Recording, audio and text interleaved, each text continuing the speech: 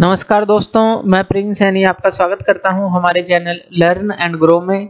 आज हम बात करेंगे free, forced and resonant oscillations के बारे में। तो चलिए पहले बात कर लेते हैं जो फ्री ऑसिलेशंस हैं वो क्या होती हैं हमारी। तो जो फ्री ऑसिलेशंस हैं, अगर कोई भी सिस्टम वाइब्रेट करता है, वाइब्रेट या फिर ऑसिलेट करता है with its oven natural frequency, यानी कि अपनी नेचुरल फ्रीक्वेंसी पर। अब ये नेचुरल फ्रीक्वेंसी क्या चीज है? नेचुरल फ्रीक्वेंसी होती है कोई भी चीज है उसकी खुद की जो फ्रीक्वेंसी होती है। इसका एक छोटा सा एग्जांपल ले लेते हैं। मान लीजिए आप घरों के अंदर कोई भी आपके पास कोई बर्तन है, कोई कटोरी है या फिर कोई गिलास है, तो अगर आप वो लेते हैं और उसके ऊपर अगर आप हिट करते हैं, मान लीजिए आपने एक चम्मच लिया और उससे हिट किया, तो उसके कटोरी को जब आप हिट करेंगे तो अलग तरह की आपको आवाज वहां पर मिलेगी। क्यों मिलेगी? साउंड कब प्रोड्यूस होता है? जब वाइब्रेशन होती है। तो यहाँ पर वाइब्रेशन इसका मतलब हुई, जिसके कारण से उसके अंदर से वो आवाज हमें सुनाई दी, क्योंकि वो हियरिंग रेंज में है हमारी, तो हमने उसको सुना। उसकी फ्रीक्वेंसी जो है, अब जब आपने उसको हिट करके छोड़ा, वो उसकी खुद की नेचुरल फ्रीक्वेंसी है। इसी तरह से मान लीजिए आप एक गिलास को हिट करते हैं एक चम्मच के थ्रू, तो गिलास जो है अलग तरह की, थोड़ी अलग तरह की आवाज आपको उसकी सुनाई देगी जब आप चम्मच के साथ उसको हिट करेंगे। यानी कि गिलास की खुद की जो नेचुरल फ्रीक्वेंसी है वो कुछ अलग है। तो नेचुरल फ्रीक्वेंसी क्या है? जैसे ही आपने उसको हिट करके छोड़ा, तो जिस फ्रीक्वेंसी पर वो वाइब्रेट कर रही है वो उसकी नेचुरल फ्रीक्वेंसी है। अलग अलग चीजों की ये अलग अलग हो सकती है। तो बहुत सारी चीजें हैं, तो सब में से अलग अलग तरह का साउंड जो है आपको सुनाई देता है। कुछ इस तरह की चीजें भी होती हैं जो आपको साउंड सुनाई नहीं देता, क्योंकि हियरिंग रेंज से हमारी बाहर होती हैं, लेकिन वो वाइब्रेट जरूर करती हैं। लेकिन हम बात करेंगे उन एग्जांपल्स की जिनको हम जनरली समझ सकते हैं। तो यहाँ पर फ्री ऑसिलेशंस क्या है? अगर सिस्टम वाइब्रेट करता है with its oven natural frequency के साथ आफ्टर सम इनिशियल डिस्प्लेसमेंट, यानी कि पहले हम उसको एक इनिशियल डिस्प्लेसमेंट दे देते हैं। इनिशियल डिस्प्लेसमेंट जैसे कि हमने यहाँ पर हिट किया। अब इसी तरह से कोई एक पेंडुलम लेंगे, उसको इनिशियल डिस्प्लेसमेंट हमें देनी पड़ेगी। फिर जब वो ऑसिलेट करेगा तो अपनी नेचुरल फ्रीक्वेंसी पर ऑसिलेट करेगा। सिर्फ एक बार हमें उसको इनिशियल डिस्प्लेसमेंट देनी है, और फिर जो है कोई भी किसी भी तरह की एक्सटर्नल उसके ऊपर पीरियोडिक फोर्स नहीं लगानी, यानी कि एक्सटर्नल कोई फोर्स जो है बाहर से बार बार उसके ऊपर नहीं लगानी। तो वो होती है हमारी फ्री ऑसिलेशन। जैसा कि ये वर्ड भी क्लियर है, फ्री ऑसिलेशन। एक बार आप खींचे और छोड़ दें, बस वो जब ऑसिलेट करता रहेगा तो वो खुद की ओवर नेचुरल फ्रीक्वेंसी पर ऑसिलेट करता रहेगा, और इसी को हम फ्री ऑसिलेशन बोलते हैं। इसके अंदर आप एग्जांपल ले सकते हैं ट्यूनिंग फोर्क का। ट्यूनिंग फोर्क हमारी होती है, जैसे मान लीजिए ट्यूनिंग फोर्क है, इसकी ये दो जो आर्म है हमारी, अगर आप इसको किसी चीज के ऊपर स्ट्राइक करते हैं तो इन जो आर्म है इनके ऊपर जो है आपको वाइब्रेशन मिलेगी, यानी कि ये इस तरह से फॉरवर्ड और बैकवर्ड मोशन करता आपको दिखेगा, वाइब्रेशन इसके अंदर आपको दिखेगी। तो आपने एक बार हिट किया और उसको छोड़ दिया तो ये खुद की नेचुरल फ्रीक्वेंसी पर वाइब्रेट होता रहेगा। तो ये है हमारा एक एग्जाम्पल। दूसरा, कोई पेंडुलम आपने लिया और पेंडुलम को अगर आप एक जगह से दूसरी जगह डिस्प्लेस कर देते हैं, क्योंकि इनिशियल डिस्प्लेसमेंट तो हमें देनी है, जैसे यहाँ पर हिट किया, इसी तरह से अगर आप इसको जो है डिस्प्लेस कर देते हैं जैसे इस फिगर में दिखाया गया है, और इसको छोड़ देते हैं, तो ये जो है अब जो ये ऑसिलेट करेगा ये अपनी नेचुरल फ्रीक्वेंसी पर ऑसिलेट करेगा, क्योंकि अब आप दोबारा कोई भी फोर्स इस पर नहीं लगा रहे। ये फ्री ऑसिलेशंस हैं हमारी। तो इन एग्जांपल से आप समझ गए होंगे। दूसरा बात करते हैं जो हमारी फोर्स्ड ऑसिलेशंस होती हैं। फ्री में हमने क्या किया, एक बार डिस्प्लेसमेंट दी और उसको छोड़ दिया। लेकिन फोर्स में क्या है, हमें पीरियोडिक फोर्स जो है बार बार लगाती रहनी है। पीरियोडिक फोर्स का क्या मतलब है कि जब भी वो आएगा हमारे पास, हम फिर से उसके ऊपर फोर्स लगा देंगे। When A system oscillates with the help of an external periodic force, अब यहाँ पे पीरियोडिक फोर्स जो है एक्सटर्नली हमें अप्लाई करते रहनी है, और जब वो ऑसिलेट करेगा तो जो उसकी फ्रीक्वेंसी होगी वो नेचुरल फ्रीक्वेंसी नहीं होगी, वो डिफरेंट फ्रीक्वेंसी होगी जिससे वो ऑसिलेट करेगा। इस चीज को भी हम समझेंगे अभी। तो मान लेते हैं कोई एक पेंडुलम है, आपने इसको इनिशियली डिस्प्लेस किया और इसको छोड़ दिया। जब ये दोबारा से यहाँ पर आया, फिर से आपने एक फोर्स लगा दी। जैसे ही ये यहाँ पर आएगा फिर से आप फोर्स लगा देंगे, और जब ये वहां पर जाता है यानी कि दूसरी साइड जाता है, तो दूसरी साइड जब वो जाता है तो यहाँ पर भी एक तरह की इसके ऊपर फोर्स लग रही होती है, क्योंकि जब ये इस तरफ जाएगा तो वापस भी आएगा। तो यानी कि ये पीरियोडिक फोर्स है जो साथ साथ एक तरह से आप कह सकते हैं कि यहाँ से यहाँ गई, यहाँ से यहाँ आई। तो पीरियोडिक फोर्स जो है आप इस पे लगा रहे हैं और ये ओसिलेट करता जा रहा है। अब ये जो है एक एक्सटर्नल हमारे पास पीरियोडिक फोर्स है। अब मान लीजिए पेंडुलम था और स्टार्टिंग में आपने इसको डिस्प्लेस किया, इस पोजीशन पर आप इसको ले आए, तो एक बार जो है आपने इसको छोड़ा तो अपनी अगर दोबारा फोर्स नहीं लगाते तो फ्री ऑसिलेशन रहती है, लेकिन पीरियोडिक फोर्स आप अप्लाई करते रहते हैं। तो अब इसकी ओवर नेचुरल फ्रीक्वेंसी तो थोड़ी देर में जो अगर हम कहें तो वो गायब ही हो जाएगी। मान लीजिए स्टार्टिंग में ये कर भी रहा है, लेकिन फिर जो है जितनी ड्राइविंग फोर्स आप लगा रहे हैं उसी फ्रीक्वेंसी पर, जितनी ड्राइविंग फोर्स की फ्रीक्वेंसी है उसी फ्रीक्वेंसी पर ये ऑसिलेट करना स्टार्ट कर देगा, क्योंकि आप बार बार पीरियोडिक फोर्स लगा रहे हैं और इसको एक तरह से बाध्य कर रहे हैं कि वो इसी फ्रीक्वेंसी के ऊपर ऑसिलेट करे। तो पीरियोडिक फोर्स जो है उसको अपनी तरह से ढाल लेगी और अपनी फ्रीक्वेंसी में ढाल लेगी, जिससे कि वो उसी तरह से फिर ऑसिलेट करेगा जितनी हमारी ड्राइविंग फोर्स की फ्रीक्वेंसी है। ये आप समझ गए होंगे कि नेचुरल फ्रीक्वेंसी उसकी एक तरह से डाई आउट हो जाएगी और जो ड्राइविंग फोर्स की फ्रीक्वेंसी है फिर ये जो हमारा पेंडुलम है वो ले लेगा। और ये जो ड्राइविंग फोर्स की फ्रीक्वेंसी होगी वो नेचुरल फ्रीक्वेंसी से, जैसा कि यहाँ पर बोला गया है, डिफरेंट फ्रीक्वेंसी होगी। वो तो होगी ही, कुछ डिफरेंस तो आपको मिलेगा ही, सेम तो नहीं होगी, तो डिफरेंट फ्रीक्वेंसी यहाँ पर होगी। अब मान लेते हैं कि जो आपने ये पीरियोडिक फोर्स अप्लाई कर रहे हैं ये एफ पीरियोडिक फोर्स है। ये मान लेते हैं कि आपने पीरियोडिक फोर्स एफ या कहें कि ड्राइविंग फोर्स एफ आप अप्लाई कर रहे हैं इस पेंडुलम के ऊपर। जब बार बार पेंडुलम आ रहा है आप ये फोर्स उसको दे रहे हैं और इसका एम्पलीट्यूड हम ले लेते हैं कि वो एफ नोड एम्पलीट्यूड है उसका, तो ये एम्पलीट्यूड ले लेते हैं। और जो फ्रीक्वेंसी है इसकी वो मान लेते हैं कि न्यू फ्रीक्वेंसी है। न्यू फ्रीक्वेंसी के साथ जो आप उसको अप्लाई कर रहे हैं ऑसिलेटर के ऊपर, यानी कि इसके ऊपर आप उसको अप्लाई कर रहे हैं। अब देखिए ये जो फ्रीक्वेंसी होती है, वैसे तो फ्री के अंदर तो हमारी जो होती है डैम्प्ड ऑसिलेशंस होती हैं हमारी, यानी कि थोड़ी समय बाद वो खत्म होती चली जाती है, रेस्ट में आ जाती है कोई भी चीज। यहाँ पर हम पीरियोडिक फोर्स अप्लाई कर रहे हैं जिससे उसकी जो फ्रीक्वेंसी है बनी रहती है, जो भी ड्राइविंग फोर्स हम अप्लाई कर रहे हैं।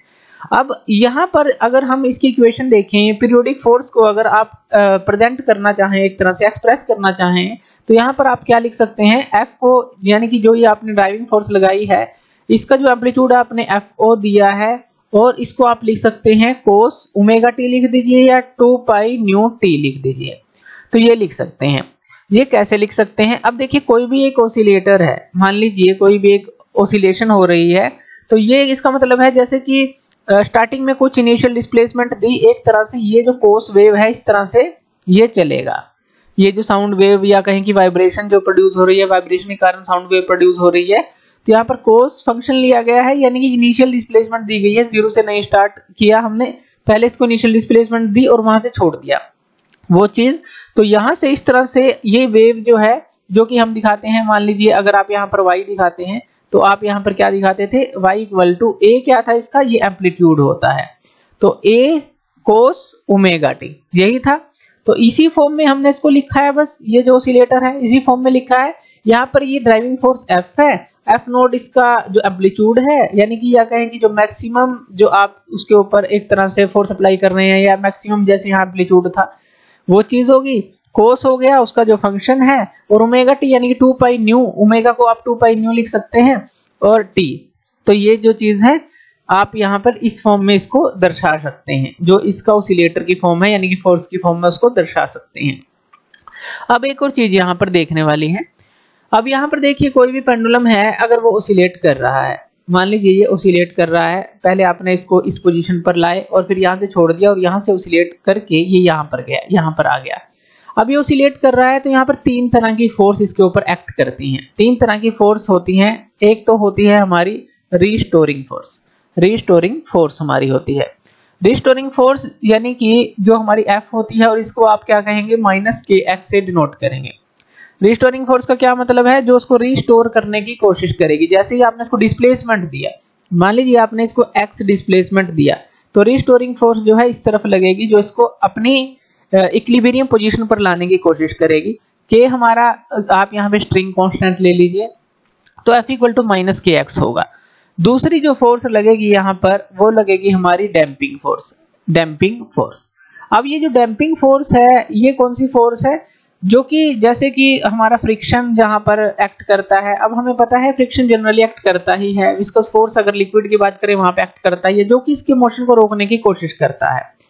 तो अगर इसकी वेलोसिटी जो है, मान लीजिए ये वापस आ रहा है, कोई भी वेलोसिटी है इसकी, कोई भी मोशन है, उसके पॉजिटिव फ्रिक्शन फोर्स लगती है, मान लीजिए इस तरफ जा रहा है, v अगर इस तरफ है तो डैम्पिंग फोर्स जो है हमारी इसका विरोध करेगी, तो यानी कि Fd जो है इस तरफ होगी, यानी कि वेलोसिटी के वो बिल्कुल अपोजिट होगी। और डैम्पिंग कांस्टेंट अगर हम लें v, जो कि हम पहले ही बात कर चुके हैं, तो ये हमारी जो Fd है इसको डैम्पिंग फोर्स लिख लेते हैं, इसको Fr लिख लेते हैं रिस्टोरिंग फोर्स, तो ये हमारी होती है -b × v, यानी कि ये Fd जो है डायरेक्टली प्रोपोर्शनल v के है, माइनस का साइन लगाया गया है क्योंकि ये बिल्कुल अपोजिट होती है। जैसे कि ये रिस्टोरिंग फोर्स इस डिस्प्लेसमेंट के, या कहें कि जो आपने ये एक्सटेंशन किसी चीज स्प्रिंग को देते हैं तो उसके बिल्कुल अपोजिट वो होती है, तो यानी कि इसके ये अपोजिट होती है और डैम्पिंग फोर्स इसके अपोजिट होती है वेलोसिटी की। तो यहाँ पर हमने डैम्पिंग कांस्टेंट b लिया है।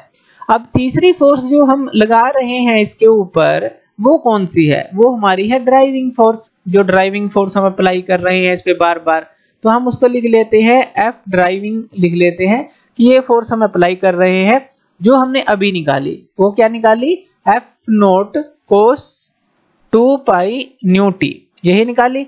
तो ये तीनों जो फोर्सेस हैं वो एक्ट कर रही हैं। तो अगर हम नेट फोर्स की बात करें यहाँ पर, तो वो किसके बराबर हो जाएगी, अगर नेट फोर्स की बात करें तो इन तीनों फोर्सेस का जोड़ हो जाएगी हमारे पास, यानी कि ये -kx -bv और प्लस ये जो फोर्स है ड्राइविंग फोर्स, इन तीनों का हमारे पास जोड़ आ गया, ये आ गया। अब ये जो नेट फोर्स है, अगर न्यूटन सेकंड लॉ के अकॉर्डिंग देखें, जो इसके अंदर हमारा ये जो फोर्स है किसके बराबर होगी, तो F क्या होती है हमारी m × a मास × एक्सेलरेशन, यानी कि इसका कुछ मास है और जो इसके अंदर एक्सेलरेशन आएगी वो चीज के बराबर होगी। तो यहाँ पर आप लिख सकते हैं ma -kx -bv प्लस ये जो हमारी हमने ये इक्वेशन बनाई है तो ये बन जाती है। उसके बाद एक्सेलरेशन की वैल्यू आप पुट कर सकते हैं, v की वैल्यू आप पुट कर सकते हैं, एक्सेलरेशन की वैल्यू क्या आप पुट कर सकते हैं, एक्सेलरेशन हमारी क्या होती है d²x/dt², ये पुट कर सकते हैं। v की वैल्यू क्या आप पुट कर सकते हैं, dx/dt पुट कर सकते हैं। तो फर्दर इस इक्वेशन को आप सोल्व कर सकते हैं और इस इक्वेशन को जो है आप फर्दर सोल्व करके जो है एम्पलीट्यूड की और tan phi की वैल्यू निकाल सकते हैं।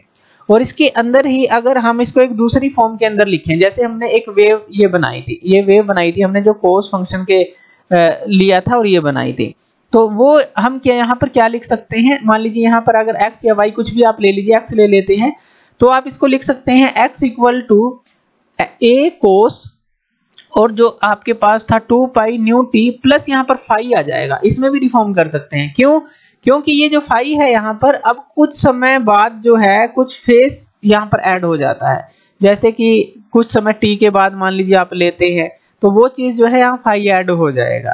पहले क्या था, मान लीजिए ये पहले की फॉर्म अगर हम लें स्टार्टिंग में तो वो थी हमारी a cos 2 pi new t, ये थी। उसके बाद कुछ समय बाद अगर आप देखें तो इसके अंदर कोई फेस ऐड होगा, तो जो हमने यहाँ फाई के रूप में आप उसको दिखा सकते हैं।